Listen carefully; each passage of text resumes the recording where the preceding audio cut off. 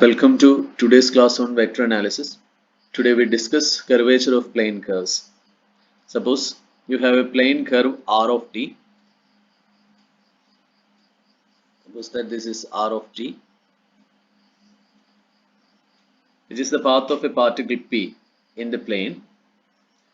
Now as p moves along the curve in the direction of increasing arc length.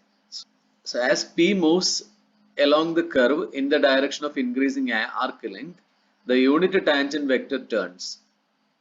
Then the value of modulus of dt by ds at p is called the curvature of the curve at p. So as a particle moves along a smooth curve in the plane, t turns as the curve bends. Since t is a unit vector, its length remains constant and only its direction changes as the particle moves along the curve. The rate at which t turns per unit of length along the curve is called curvature, and the traditional symbol for curvature is the Greek letter kappa.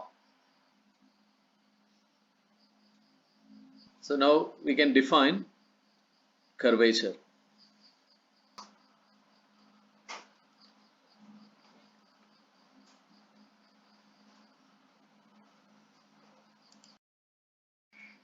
So if the curvature at a point P is large, then the tangent at the point P turns sharply. And if the curvature at a point P is small, then t turns slowly as the particle moves through P. So if modulus of dt by ds is large, t turns sharply as the particle passes through P, and the curvature at P is large. If modulus of dt by ds is close to 0, t turns more slowly and the curvature at P is small. Now we can derive a formula for calculating curvature. Now curvature kappa is modulus of dt by ds, and using chain rule, this is equal to dt by dt into dt by ds, and that is equal to modulus of dt by dt divided by modulus of ds by dt, and we have modulus of ds by dt is modulus of v, since modulus of v is ds by dt. Therefore kappa is equal to 1 by modulus of v into modulus of dt by dt. So this is the formula for finding curvature of a plane curve. Thus we have formula for calculating curvature is, if r of t is a smooth curve, then the curvature is kappa is equal to 1 by modulus of v into modulus of dt by dt, where t is v by modulus of v is a unit tangent vector. Now we do some problems. Question number 1, show that curvature of a straight line is 0. So if a particle moves along a straight line, then the unit tangent vector is, suppose that the particle moves along this direction, then the unit tangent vector is always in the same direction. So there is no change in the direction of the unit tangent vector. So the components of t is always constant. Therefore dt by dt is equal to 0. So on a straight line, the unit tangent vector always points in the same direction. So its components are constants. So its components are constants. That is, you can write T as some C1i plus C2j plus C3k, where C1, C2, C3 are constants. Therefore, dt by ds equal to 0. dt by dt is also 0. So this implies this vector 0. So this implies kappa equal to modulus of dt by ds, that is equal to 0. So the curvature of a straight line is always 0. Now question number 2. The curvature of a circle of radius a is 1 by a. We have parameterization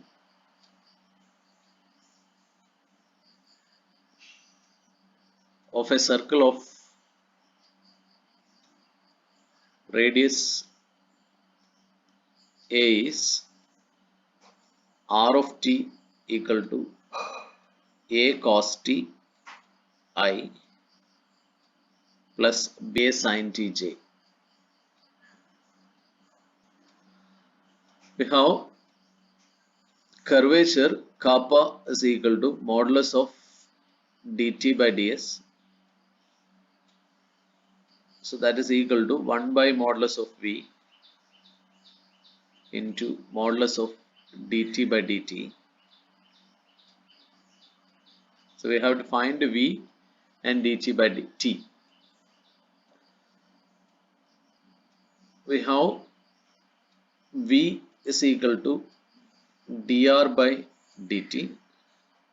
So that is minus a sin t I plus a cos tj, and t is v by modulus of v. So this is minus a sin t I plus a cos t j divided by modulus of v is square root of a square sin square t plus a square cos square t. So this is minus a sin t I plus a cos t j divided by a square root of a square. So this is equal to minus sin t I plus cos tj. So this is the unit tangent vector t. This we know from the previous class also. Therefore, dt by dt is minus cos t I plus minus sin t j, derivative of t with respect to t. Therefore, modulus of dt by dt, this is equal to square root of cos square t plus sin square t. So this is square root of 1, that is 1.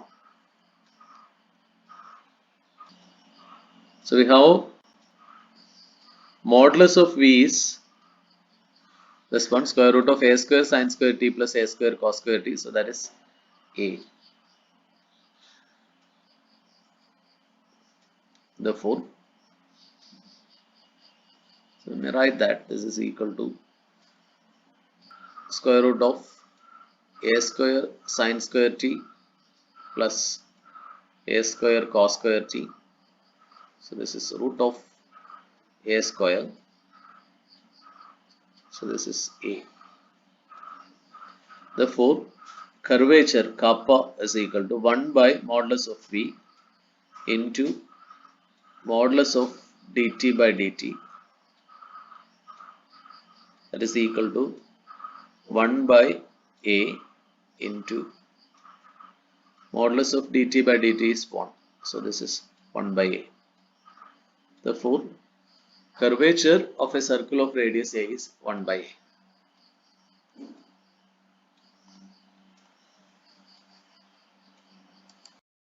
Now we can discuss curvature of space curves. Curvature of space curves. If r of t equal to f of ti plus g of tj plus h of tk is a space curve, and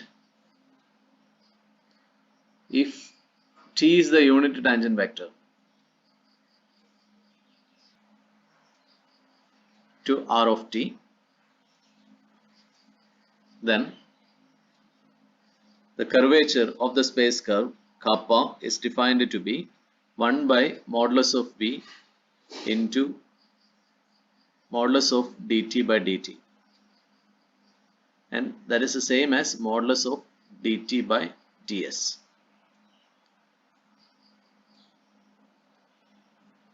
So using this formula we can find the curvature of space curves. For example, you can find the curvature of the helix. R of t is equal to a cos ti plus a sin t j plus btk. So that is this helix, and you can see that it is a space curve. Find the curvature for the helix, R of t is equal to a cos ti plus a sin t j plus btk. A b greater than 0, a square plus b square not equal to 0. So solution, we have curvature kappa is 1 by modulus of v into modulus of dt by dt. So we have to find v and t. So v equal to dr by dt, that is equal to minus a sin ti plus a cos tj plus bk. Therefore, modulus of v is square root of a square sin square t plus a square cos square t plus b square. So this is root of a square plus b square, and we have t equal to v by modulus of v.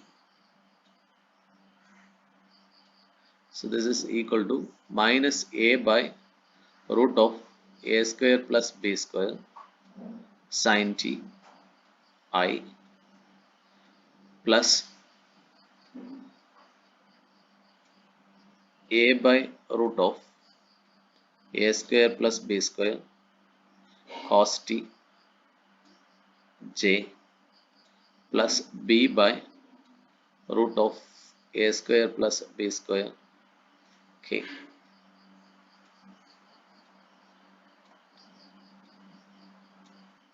Therefore, dt by dt equal to minus a by root of a square plus b square cos t I minus a by root of a square plus b square sin tj, its derivative of this one, plus 0k. Therefore, modulus of dt by dt is equal to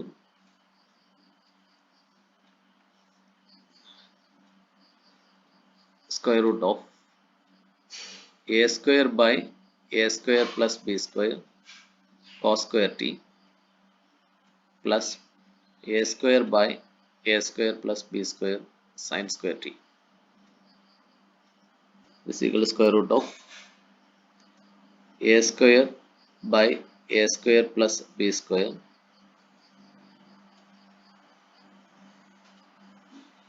into square t plus sin square t. So this is square root of a square by a square plus b square.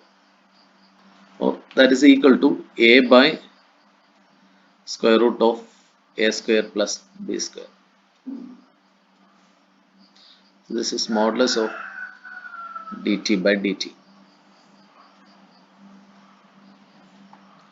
For kappa is equal to 1 by modulus of v into modulus of dt by dt, that is equal to modulus of v is square root of a square plus b square. So 1 by square root of a square plus b square into a by square root of a square plus b square. This is equal to a by a square plus b square. Therefore, the curvature of the helix is a by a square plus b square.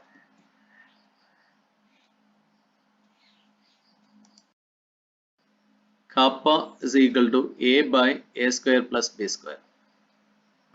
If b equal to 0, there is no movement along z axis. So the curve will become r of t is equal to a cos ti plus b sin t j. So this implies r of t equal to a cos ti plus a sin t j.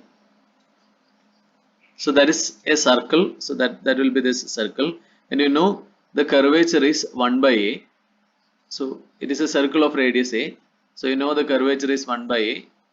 That is, in this case also kappa is equal to a by a square plus 0. So that is 1 by a. And a equal to 0, then r of t becomes btk, which is the z axis. So it is a straight line, and you know that curvature of a straight line is 0. Therefore, kappa equal to a by a square plus b square implies 0 by 0 plus b square. So that is equal to 0.